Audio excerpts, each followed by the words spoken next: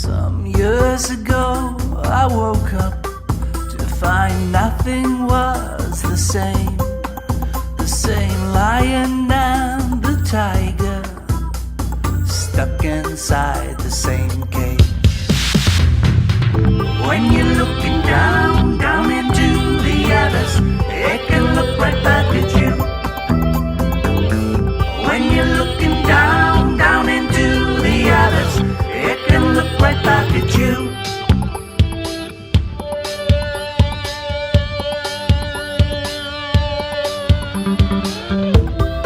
Love is trading just one pain for another. There's little wonder, there's no sleep at all. At all.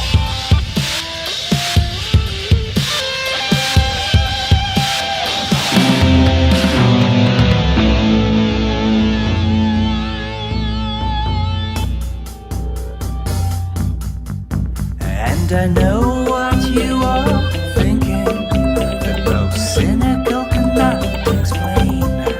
Small evil that does the greater good, but you still gotta complain. When you're looking down, down into the abyss, it can look right back at you. When you're looking down, down into the abyss, it can look right back at you. The Jim and Terry Show coming back to you without Jim in the hot seat. Jim, you escape another podcast. Hope you're staying well. Hope you're mending. Maybe a hot toddy, some lemon in a cup of tea, a little bit of ginger root in there, a little bit of honey. Yeah, stay well. Get better quick. So here's a shout out to my good friend Jim, who's recovering from what he describes as a bad cold, not COVID. At this day and age, I wonder, we used to always just have colds and flus, and now we've got COVID in the mix. And good to be protected, good to wear masks still. Anybody still wearing a mask? I do, in smaller stores, in places where you're not sure of who's mixing and the airflow of the place. If you're in a bigger environment, perhaps you don't wear your mask, but I still carry one with me. It's in the car. It's in my pockets of every coat that I have. So if I go out and I happen to drop in somewhere, if I'm not sure, I will still wear a mask. I mean, mask wearing, I think, is going to be one of those things that is going to be an option for your own protection, for your own health, and to save others around you. Remember, that was the first rationale for mask wearing, was not just protecting you, it's to protect your projectile, your stuff from your nose and your mouth and your breath, carrying viral content, viral loads. Yeah, so stuff is still around. Be careful. You're wearing a mask on airplanes. I'm looking forward to a trip, and I'm trying to protect myself by wearing a mask before I go on this trip. I will wear a mask at the airport, and I will wear a mask likely on the flight. Likely? Yeah, definitely. I'll change that. Small environments, I'm not sure of the air exchange on airplanes and, sitting close to people, and I'm going to risk the flight, but I'm going to protect myself and others by wearing a KN95. Yeah, some kind of thing that's going to at least offer some measure of protection. So be careful. It's still a bit of the Wild West out there, and we're still tracking movements and virus and illness around the world. The song that we opened with was Keith Allen from Wigmore Allen Gibbons, in a song called Abyss. The abyss. He must take poetic license with the word abyss. We would put the emphasis on the second syllable of that one if you follow Hooked on Phonics. And the word that we would normally hear as abyss, with the emphasis on abyss, he renders out as abyss. A nice little poetic turn of phrase. Staring into the abyss. What is the abyss that we are staring into? Well, it could be anything from your personal issues, the darkness that lurks in the recesses of your own mind and being, the things that occupy a place of fear, of anxiety, of uncertainty perhaps. That's your own personal abyss, the unknown. Fear of the unknown produces anxiety in some people. I like to plan my day, like to plan my routines, and upon routines I stare into the abyss of personal challenges with some greater degree of confidence, having at least 1 foot on some solid ground of routine. I can face the unknowns of whatever the new expectations are that will arrive in my inbox of life. What am I receiving? What information is actionable? All the uncertainty of what do you want now can be managed with some degree of certainty and confidence. The abyss may be something more international. Let's use that word, international. It may be something that's heating up, as in very hot, as in nuclear, as in Putin's threat to push a red button. Is it really red? Who cares what color it is? Putin's been threatening. That's what we call in politics saber rattling. But if you got the tools to back up that threat, it's something you got to go very carefully, cautiously, and diplomatically with.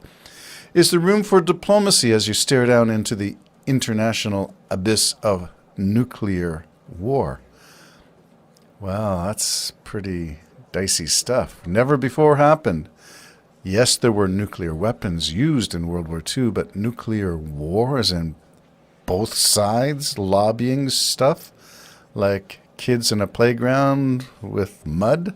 Are we going to throw stuff that smears everybody, that splashes all over the place, that throws up radioactive particles into the atmosphere, that gets blown around to who knows where? Are we looking at Chernobyl-type disasters? What's the first place Russia went after on the special operations? The war, the invasion of Ukraine, but the reactors. And I was reading a report that Russian troops digging in for the trench-style warfare made a couple of errors along the way, stared into a different kind of historical abyss. Digging in trenches in Chernobyl stirred up radioactive stuff that had laid dormant and buried and non-threatening, only to become a threat. Exposure to radiation around the site of Chernobyl. And then we have the other threat, which is cows that were infected with anthrax buried in fields where trenches are currently being dug by Russian forces and releasing. The result is releasing anthrax and exposing soldiers to diseases that might as well, you thought that they were under control and gone, but they're not. And people are being exposed to stuff they shouldn't be. That's the nature of war when you decide that this is what you're going to do. Expose your people, your troops to unknown risks and dangers. Not just the danger of war itself, but all the unknowns. The abyss is the void of all the unknowns. And some of these things can be mitigated and should be. And then what about the unknown, the abyss of the annihilation of Ukraine? Ukraine teetering on what? Random missile attacks, people being killed, playgrounds, hospitals, schools, mass transportation hubs and centers. Why? Because Russia lacks the technology to be smart about their hits? Or is it more complicated than that? And are people being victimized by both sides? There's some need for historical clarity, which we will not get while the war is underway. But this war can end. That's my finger. It's okay, not very good this morning. Okay, click, click, like that. If Putin just decided to withdraw. Wrap it up, go home. Go home. Stop being the pariah of the international community. Only one nation has invaded another in Europe since World War II. It is Russia. It is now. What's the goal? Who knows? It is not what Russia has claimed it to be. It is not getting rid of the Nazis in Ukraine. I follow Bob Ray on Twitter and follow his account of Sergei Lavrov's chair of the UN Security Council. I find it odd that Russia, the only member state in a state of war in Europe post-World War II, is allowed to chair a United Nations meeting, a security meeting, security guarding and preserving international order and preserving the security of all nations at the UN. How is Russia doing this?